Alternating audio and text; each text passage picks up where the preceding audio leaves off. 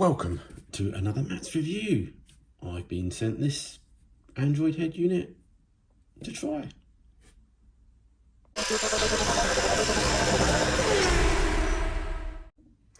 Yeah, this is a ATOTO Think Beyond Live Ahead X10.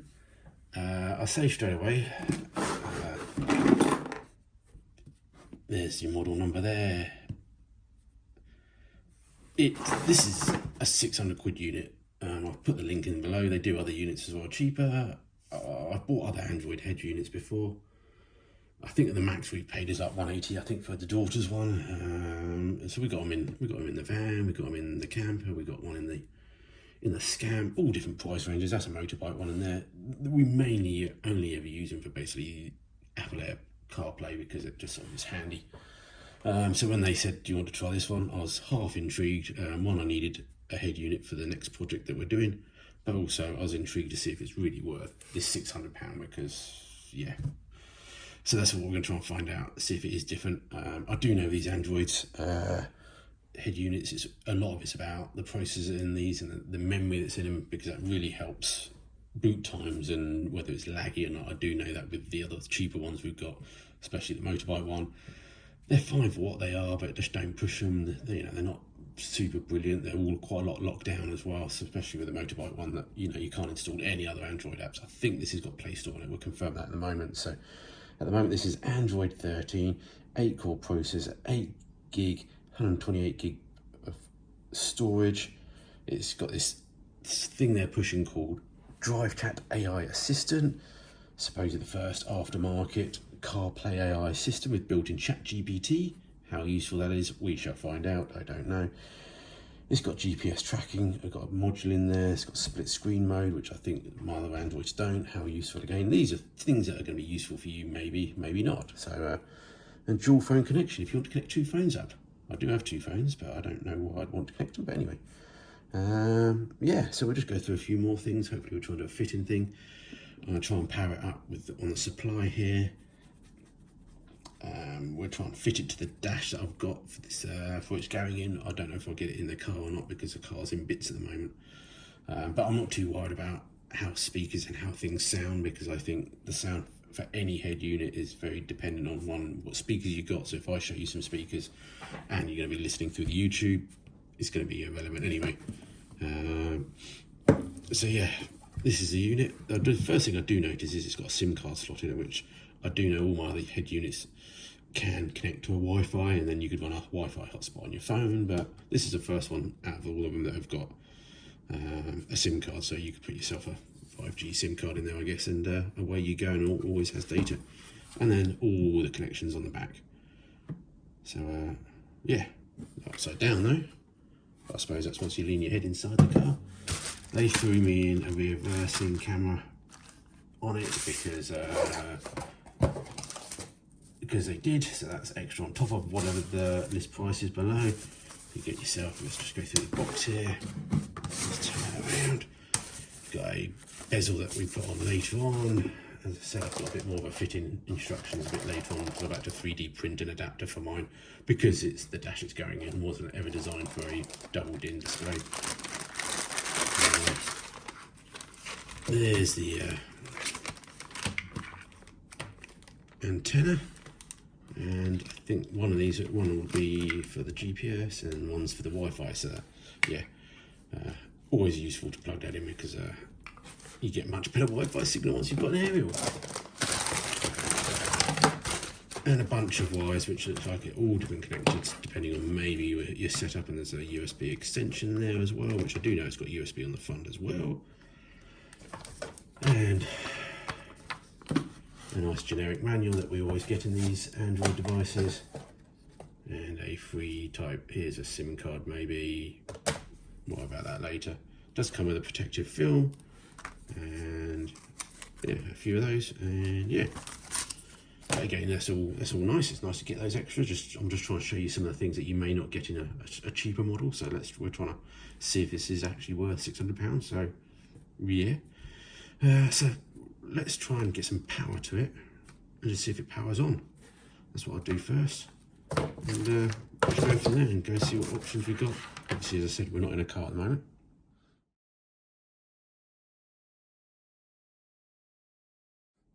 Okay, we've got our power supply set to 12 volts. Actually, the ampage is way too much, but it shouldn't be drawing that anyway. I don't really know what I'm doing. I like pressing the buttons. And so yeah, I've just connected the positive up to the main power and the auxiliary. Obviously, normally you'd leave the power always on, so then the auxiliary is connected to your ignition, just so it also keeps its memory. So let's power it on.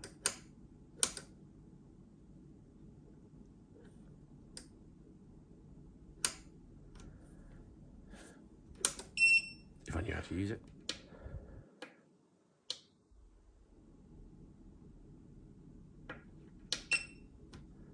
Get there eventually. Press the right buttons. So this is the first sort of boot up, I think. So I'm not expecting super stuff at the moment. It'll be interesting once we remove the auxiliary line and then put that back on later.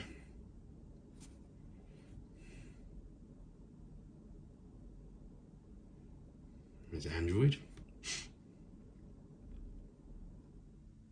So yeah, we've connected the Wi-Fi up and the GPS antenna, so hopefully it doesn't give my exact location, otherwise you'll all come and hunt me down. And there we go.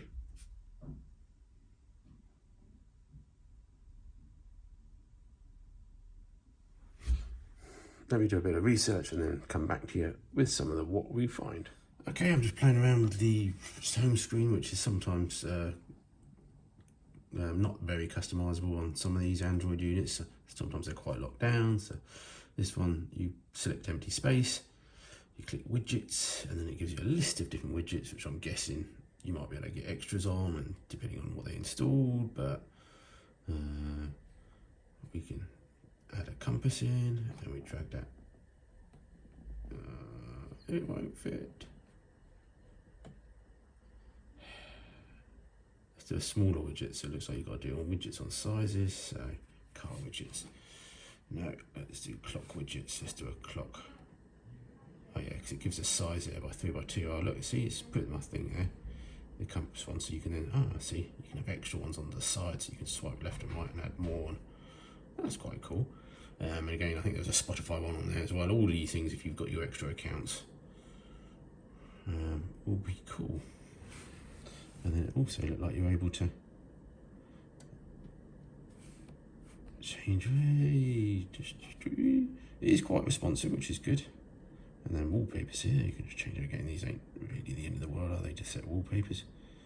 Again, what I do find sometimes is it's nice if you can actually be able to upload your extra ones, which we can have to check on that. I know we do need to sort ourselves a memory card out. I was just trying to fire up the ChatGPT thing. It wants me to download an app, so that's what we're doing. Just playing about with the connecting. You just this is Z-Link, which is their version of their connection to CarPlay, I think. So yeah, connect on Bluetooth.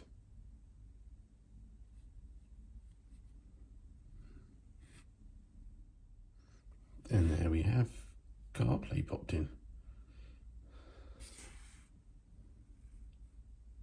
I always find CarPlay a little bit sometimes on laggy on all the others as well, because it's you know, I guess it's your phone doing the generation. So, but it's not too bad. Farnborough Airport over there, and yeah, just usual. I don't know if you know CarPlay already, but that's what it is. Go to your iBooks, which is great, lovely. Yes, love your iBooks, and you got all your compatible apps that are already working on your phone already that are compatible with iPhone. Then we go back to the home screen. Okay, I've powered it up once. It seems like, yeah, once it's got power, it seems to sort of cache itself a bit. You can see it's sitting there drawing just under 0.8 of an amp, just as it's sitting there, so it is drawing power still. And then we put the accessory light on, so this is turning your ignition on.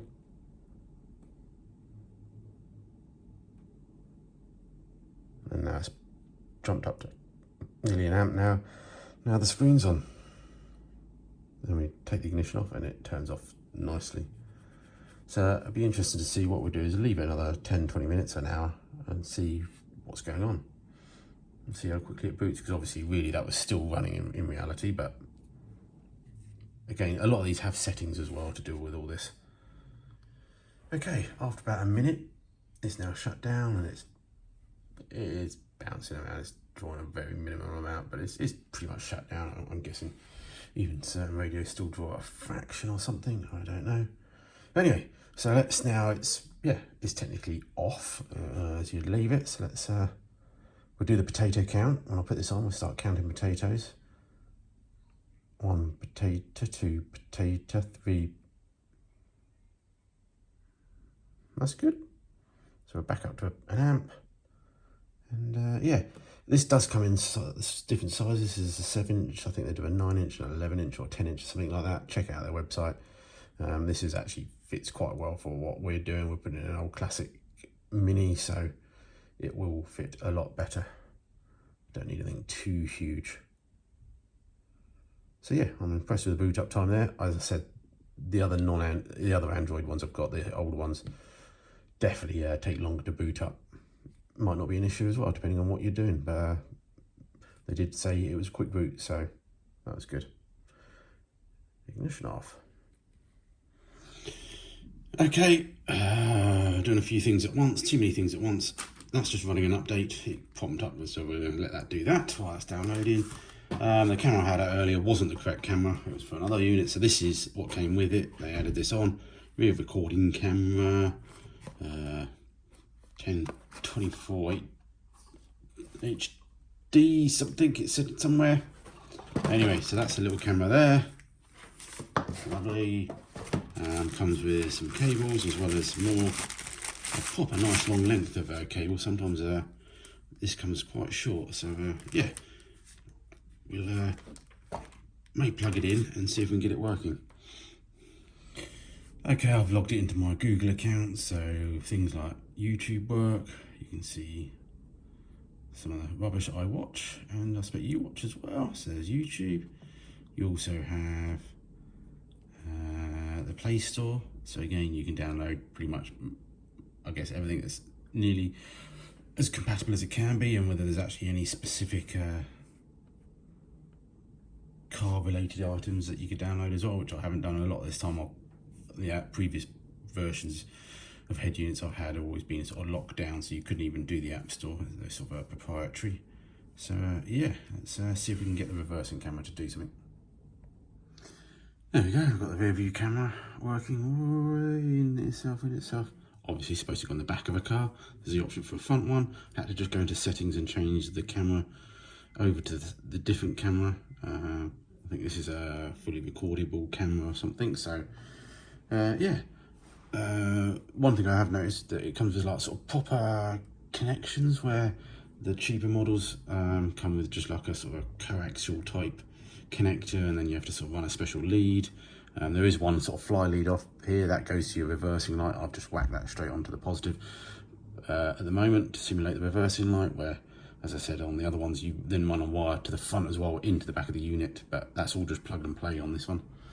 So yeah, let's see if we can play a few more settings and then wrap this up, and we'll try and just sort of demo us fitting it into the dashboard that we've got.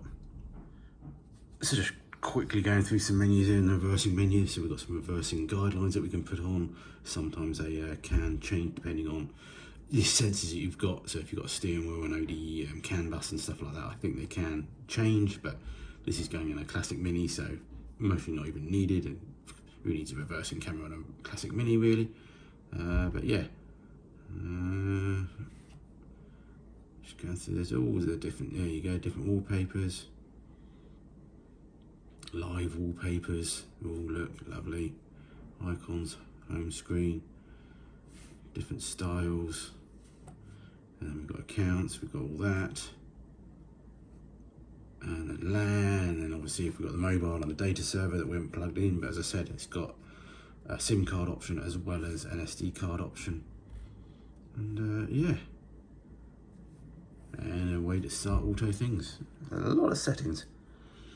I would say the instructions are a little bit sparse, but there is QR codes to then send you off to things. But there is a lot of information out on the internet already, on Reddit and YouTube, that I just found out how to reconfigure something, and it didn't take long at all. Yeah, cool. Okay, cleared a little bit more space away. This is what we've got. This, if anyone recognises it, these are classic mini dashboards.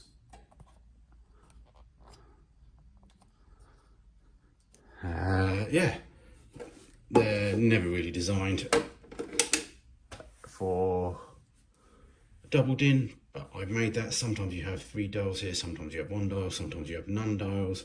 That's an indicator light which I can move. Got a dashboard going in here. That's 3 clusters in there. We don't worry about that just for the moment.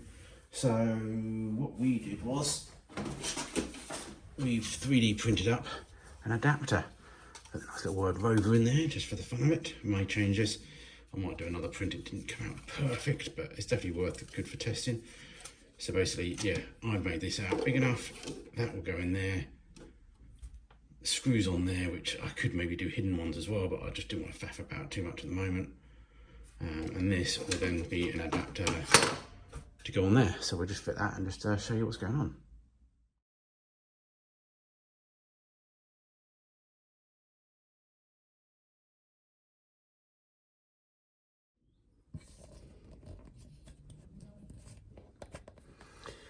See my Gas Monkey t-shirt there, so just booting it back up. As I said, I might tweak this, but yeah, that's going to look pretty swizz in there. I had to do the top because of the sort of the gap. I might be able to tweak something like that, but maybe put pen holders or coin holders into the top there as well. Anyway, there we go. So I'm going to dig into more stuff to see if we can customize it later to sort of, you know, be cool to have like mini images on there, not just a generic car. But yeah, so far it's pretty cool. We're going to get it out in the real world in the next one, actually connect it up into the car and do a bit of driving with it, but the lagginess is not there. It's got, as I said, multiple features. Needs to do an upgrade, which we'll do later. And yeah, hopefully you enjoy that bit of a review, and till the next one. Go check out their link, it's in the description. They do other models as well. But yeah, brilliant.